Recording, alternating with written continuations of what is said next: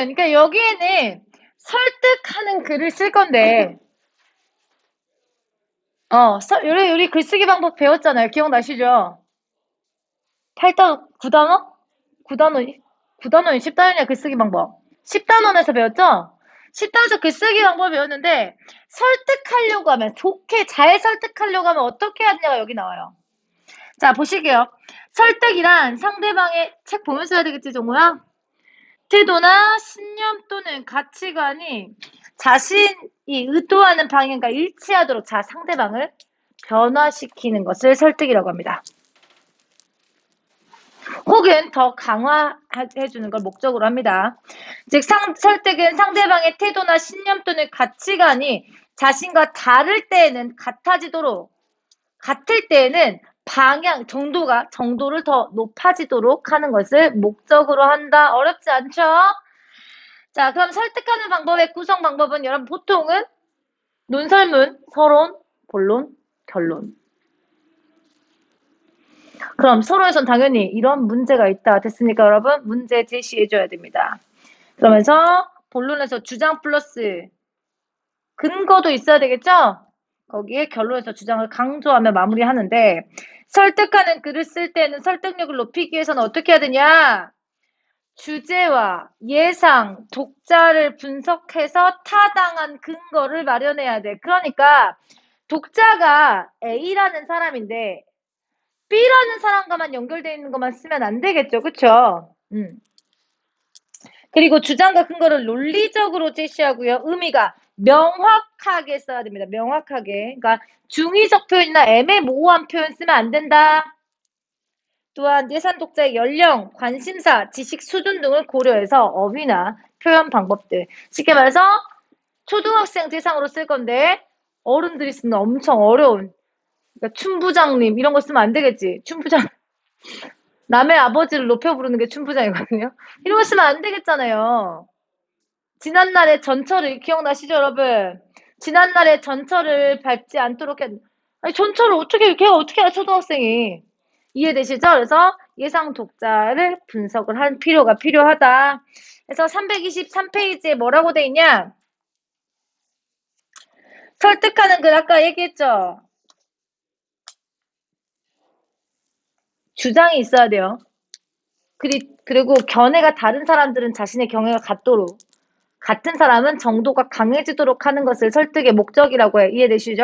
그러면 설득하는 글은 다른 사람이 자신의 주장이나 견해를 받아들이도록 하는 것을 설득하는 글이다라고 합니다. 어렵지 않죠? 다음 그러면 아까 뭐라 했어 여러분?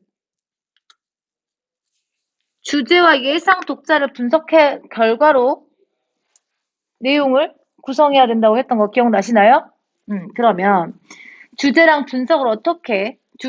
독자를 어떻게 분석을 하는지 보겠습니다.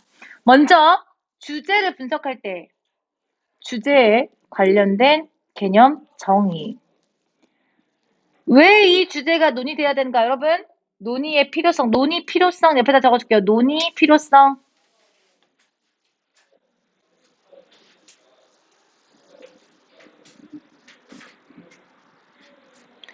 주제와 관련된 논점은 쟁점. 우리 토론 배웠으니까 금방 이해하죠? 그죠? 쟁점이고. 주제에 관한 자신의 입장. 그래서 주제를 깊이 있게 하면 무엇을 설득할 것인지 여기서 방향을 그 무슨 말이에요? 이 쟁점 중에 무엇을 설득을 할 건지. 여러 쟁점이나 논점이 있을 수 있죠? 여기 중에 어떤 걸 주제로 할 거고 나의 입장은 어디인지 방향까지 알 수가 있는 거죠. 그러면 독자 분석, 성별, 연령, 직업, 주제에 대해 알고 있는 정도, 배경, 지식 수준이에요. 그냥 옆에다 지식 수준. 주제에 얼마나 관심을 가지고 있냐, 관심도. 주제에 대한 입장이 어떠한지 쉽게 말해서 얘 사람들은 어떤 입장을 가지고 있는데 나는 어떤 입장이다까지 전부 다 가지고 있어야 되는 거예요. 주제 분석에서는 내 입장을, 독자 분석에서는 얘네들은 어떻게 생각하고 있겠다까지 생각을 해라는 뜻이에요. 이해되시죠?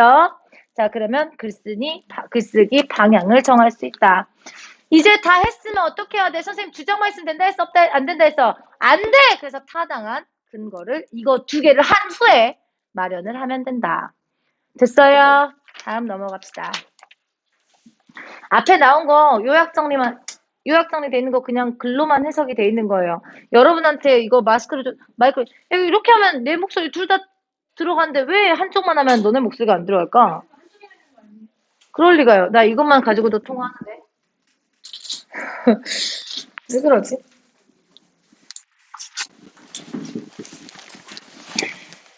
너네 목소리 너무 조그매서 그렇다. 난 목소리 여기 크니까 뽕뽕 들어가는데 여러분 목소리 안 들리더라 거의. 무슨 얘기를 할지 모르겠고 누군가가 개미 목소리 정도 내고 있다. 그런 느낌? 나 혼자서 이렇게 쳐다보고 있어 봐. 소리 안 들리네. 어차피 여러분들이 다시 볼 거니까 책 읽으면서 보시면 되겠죠, 뭐. 그 속도로. 세상에는 수많은 생각이 존재한다. 따라서 일상 속에서 나와 주장이나 견해를 달리하는 사람을 만날 수 있고요. 그 경우에 따라 상대의 동조는 여러분 동의하거나 보조를 맞추는 것을 이야기를 해요. 을 구애할 때도 있습니다. 이처럼 설득하는 글은 다른 사람이 자신의 주장이나 견해를 받아들이도록 하는 것을 목적으로 합니다. 독자를 효과적으로 설득하기 위해서는 논리적인 근거가 뒷받침되어야 하는데 주제와 독자에 따라 제시해야 할 근거가 달라질 수 있으므로 먼저 뭐부터 해야 돼? 주제랑 독자 분석부터 해야지 적절한 근거를 마련할 수 있다란 뜻이에요. 앞에서 했던 거 그대로 나온 거예요. 그죠? 쉽죠? 설득하는 글을 쓰기 위해서 주제를 분석할 때 주제와 관련된 정의, 주제가 논의돼야 되는 이유, 주제와 관련된 논점이 무엇인지, 주제에 대한 자신의 입장은 어떠한지 등을 중심으로 주제를 깊이 살펴보아야 하고 앞에서 얘기했던 거 그대로 얘기하네요. 이를 토대로 무엇을 설득할 것인지 방향을 정할 수 있습니다. 예를 들어 예시. 여기 예를 들어부터 다까지가 전부 다 예시예요. 다 이거 그림 보이시죠? 보이시죠? 이거 전부 다 예시예요. 기부문화 활성화를 위해 설득하는 글을 쓴다면 다음과 같은 주제 분석해보자. 먼저 기부문화의 활성화, 개념, 정의, 기부에 대해서 자선사업이나 공공사업을 돕기 위해서 돈이나 물건을 대가 없이 내놓는 거. 그러면 논의의 필요성, 우리나라는 기부가 정책되지 않았거든. 관련 논점, 기부에 대한 인식과 기부 방식의 한계를 얘기하자. 자신의 입장, 기부에 관한 인식을 개선하고 생활 속에서 기부를 활동을 실천해야 한다를 이야기를 하고 싶은 거야. 됐어? 자, 그럼 주장 나왔지? 자신의 주장. 그러면 예산 독자 한번 분석해보자. 설득하는 글은 독자의 생각이나 태도, 행동 등의 변화를 목적으로 하므로 독자의 처지나 마음 등을 고려하는 것이 중요한데 성별, 연령, 직업 등의 정보는 물론 주제와 관련해서 지식을 얼마나 알고 있는지 관심은 어느 정도인지 입장은 어떠한지 등을 살펴보고 이를 토대로 글쓰기 방향을 정해야 합니다. 이때 예상 독자를 보다 잘 분석하기 위해서 설문조사나 면담을 실시할 수 있습니다. 예를 들어 기부문화 활성화에 대해 예시죠. 글을 쓴다 할 때 같은 학교 학생들 대상으로 한다면 다음과 같이 분석해 볼 수가 있습니다. 다음. 우리 학교 애들이잖아. 성별, 연령, 직업, 남녀 학생의 학교 친구 선후배니까 16세에서 18세기일 것이다. 그러면 공감, 자 글쓰기 방향. 이 표가 시험 문제 나올 수 있어요. 우리 학교 학생들의 기부 현황을 바탕으로 문제에 대해 공감을 이끌어내자. 청소년들 수준에 맞는 어휘나 표현을 사용해야 되겠다. 자, 주제에 대해 얼마나 알고 있는가, 기부 문화에 대한 지식이 부족할 것이고 기부를 하려면 물질적 여유가 있다라고 사람들이 잘못 생각할 건데 얘가 아까 말했지 기부에 대한 인식 바꾸는 게 목적이라고 기억나시죠? 기부 문화에 대한 홍보 및 인식의 전환이 필요하다. 주제에 대해 관심이 있을까? 없을 것이다 생각을 했으니까 관심을 높일 수 있는 내용으로 하고요. 주제에 대한 입장은 어떠하냐? 기부의 당위성은 인정하지만 나랑은 좀 거리가 멀고 실천하지 않아도 될 것 같아 라는 생각을 사람들이 하잖아. 그러니까 어떻게 하자? 생활 속에서도 충분히 실천할 수 있다라는 걸 보여주기 위해서 실천하기 쉬운 다양한 기부 방법을 소개를 한번 해보자예요. 자, 주제와 독자를 분석한 후에는 그 결과를 토대로 주장을 구체적으로 정리하고 타당한 근거를 마련해야 한다. 이를 통해 글의 설득력을 높이고 독자의 공감을 이끌어낼 수 있거든요. 쉽게 말해서 여러분, 타당한 근거가 있어야 설득력이 높지. 근거가 있어야 공감을 하지. 근거를 마련할 때는 가능한 자료를 우선 풍부하게 모아 그 중에서 선택하는 거예요. 풍부하게 모은 후에 주장을 효과적으로 뒷받침할 수 있는 것을 선정하는 겁니다. 이때 통계나 실험 결과 등의 객관적인 사실이나 역사적인 자료, 전문가나 권위 있는 사람의 견해 등을 활용하면 신뢰성이 높아지겠죠. 자, 자료를 이렇게 찾았습니다. 청소년들이 기부에 관한 인식을 개선해야 한다. 청소년들은 금전적인 문제로 기부가 하기 어렵다고 생각하기 때문이다. 청소년들의 기부에 관한 인식을 개선해야 한다. 청소년들의 금전적 여유가 있기를 알 수 있다고 생각합니다. 여러분, 가글은 주장이랑 이유만 났어요. 근거 있어, 없어? 없어요. 우리 토론 배웠으니까 알아. 주장, 이유, 근거 3개 있는 거. 그치?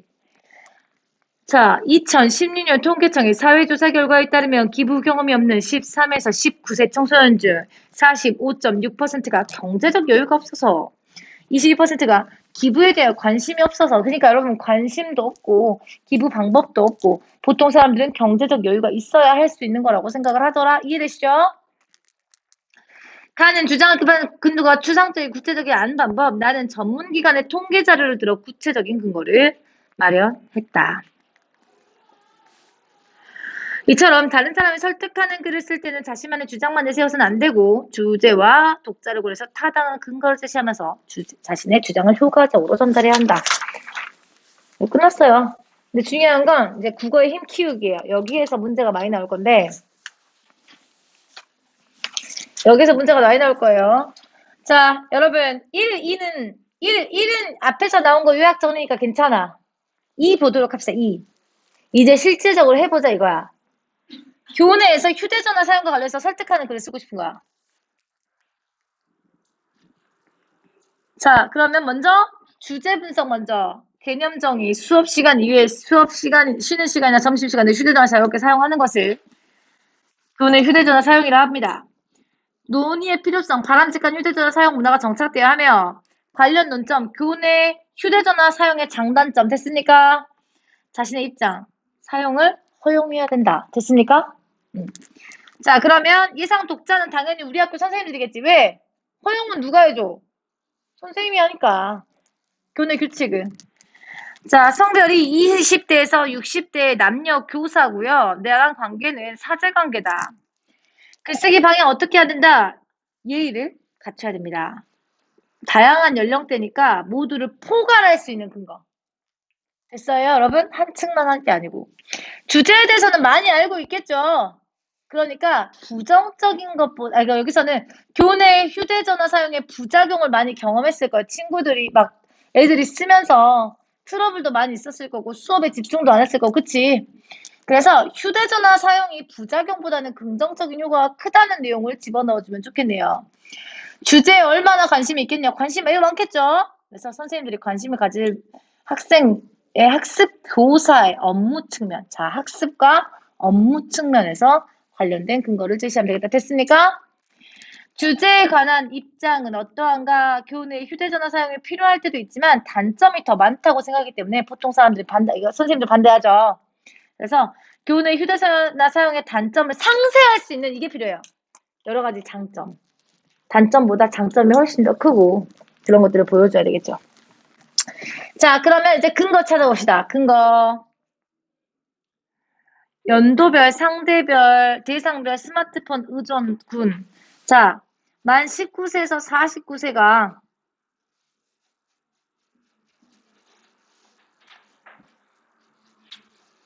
우선은 왜 이렇게 여러분 2012년에는 만 10세에서 49세예요. 보이시죠? 근데 2015년에는 만 3세에서 59세가 돼요. 이게 스마트폰을 사용하는 사람들이 늘어났기 때문이거든요. 그 다음에 2012년에 청소년이 고위험이 많아요.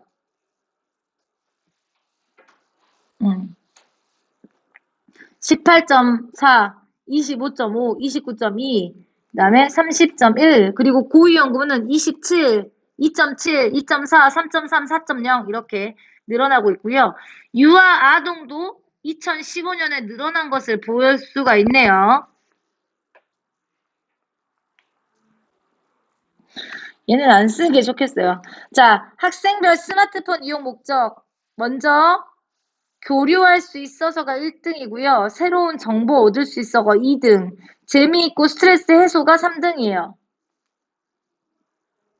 보이시죠? 압도적인 차이로 나타나요. 자, 그럼 이건 이용할 수 있을 거예요.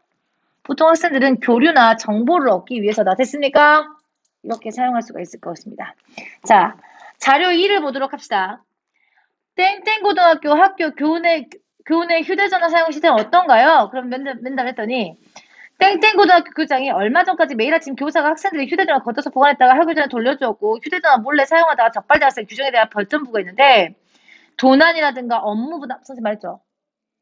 휴대폰을 걷었을 때 단점 적어주고 업무에 대해서 왜냐면 선생님도 업무에 시달리고 있잖아. 업무에 대해서 얘기를 해줄 때 좋겠네요. 학생들의 인권 문제 등이 제기되면서 논의 끝에 규정을 폐지했습니다. 현재 학생들은 수업 외의 시간에 휴대전화를 자유롭게 사용하고 있습니다. 휴대전화를 활용한 교사와 학생 간의 소통! 아까 여러분 설문조사 사람들과 교류할 수 있어서가 압도적으로 1등이라니까. 소통도 이전보다 원활하게 이루어지고 있고요. 휴대전화 사용으로 인한 문제를 예방하기 위해서 매년 스마트폰 중독 예방 교육을 실시했어요. 상세할 수 있는 다른 방안 됐어요, 여러분? 자, 주기적으로 스마트폰 중독 여부 조사도 실시하고 있고요. 중독 학생들 수는 주변 학교 평균보다 낮은 편입니다. 오히려 쓰게 했을 때. 자료 3. 국가인권위원회는 교내에서 학생들의 휴대전화 사용을 금지하는 것이 개인의 자유를 침해한다. 인권위에 따르면 최근 학교 내 휴대전화 사용에 대한 문제가 있다는 내용의 진정을 다수 제기되었고요. 땡땡중학교 유모군은요. 학교 안에서 휴대전화를 갖고 있으면 안 된다는 규칙 탓에 부모님과 연락을 급하게 해야 할 때 전화를 할 수 없다고 진정을 제기했습니다. 땡땡고등학교 김모군과 땡땡고등학교 두모군도 휴대전화 소지를 금지하는 각 학교의 규칙으로 가족, 친구와 소통하지 못한다면 이거 소통 문제네요. 인권위는 교육적 목적을 실현하고 학교 내 질서를 유지하기 위해 자율적으로 학교 생활 규정을 마련해 운영하는 것은 존중할 필요가 있다라고 말했습니다. 그러나 청소년은 게임에 몰두하는 등의 부작용이 있긴 하지만 휴대전화는 단순한 통신수단 넘어 고립감을 해소하고 접촉하는 의사소통 수단이다. 됐네요. 그러니까 여러분 이거 인권위에서 얘기한 거니까 신뢰도를 높일 수 있는 근거로 사용할 수 있겠잖아요. 그러면 이거를 가지고 자료 4 땡땡 김땡땡 정신건강의학 교수가 뭐라고 얘기했냐. 스마트폰 중독 증상이 충동저절장애, 주의력 결핍장, 과잉 행동장애, 긴장, 불안, 우울 등 각종 정신질환과 관련이 있다는 보고가 잇따라 나오고 있습니다. 최근 디지털 치매라는 용어를 많이 쓰는데 스마트폰에 중독되면 판단력이다. 여러분 이거 부작용이네요. 이거 쓰겠니 얘가? 자, 강땡땡 정형외과 전문의 고개 숙여 스마트폰 화면 내려보는 동작을 계속하다 보면 목에 스트레스 내려앉아서 이 시력이 걸리고 돌처럼 딱딱하게 느껴지는 증상. 나중에 근막 통증 증후군이 생길 수 있어. 스마트폰이나 화면을 누르려 손목에 힘을 과도하게 사용하면 검지, 엄지, 장지 쪽에 손가락과 손바닥이 저리는 증상, 통증 또는 손목이 붓는 현상도 나타나는데 이것도 부작용이네요. 안과. 사람 평소에 1분에 10회에서 15회 정도 눈을 깜빡이지만 스마트폰 화면에 집중하면 1, 2회로 깜빡입니다. 깜빡임이 감소해서 안구 표면에 수분을 공급할 기회가 줄어듭니다. 이 때문에 안구 건조증이 나타나고 눈이 충혈되거나 통증 느낄 수 있어요. 이것도 부작용이네요. 건강에 안 좋은 거. 자, 근거 1, 2, 3, 4 어떻게 사용하냐? 첫 번째, 사람들이 휴대전화를 교류하기 위한 목적이 많다. 됐습니까? 뭘 사용했습니까? 자료 1을 사용했네요. 근거 2, 땡땡고등학교에서 사용해서 평균보다 낮았다. 자료 2를 사용했고요. 국가인권위에 대해서 이야기를 했죠. 고립감을 해소한다. 출처 3. 근거사, 교내 설문조사 결과 학생들의 90%가 수업시간 제외한 학교 내에 여러분 이거는 땡땡고등학교 설문조사 이거는 여기 자료 1, 2, 3, 4에 안 나온 거. 그러니까 마지막에 자료 4는 쓸 일이 없죠. 그죠?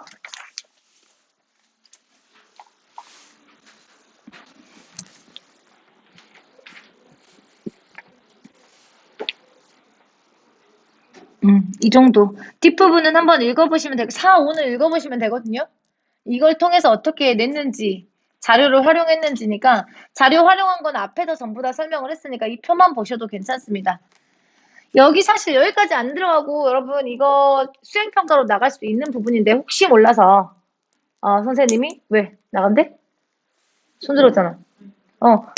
나가더라도 방금까지 설명한 걸로 충분히 설명을 할 수가 있어요. 문제를 풀 수가 있거든요. 풀어보면 느껴질 거예요. 풀어보면 느껴질 거야. 여기까지 수업을 진행하고, 죄학세 나가죠? 끊었다가 죄학세 다시.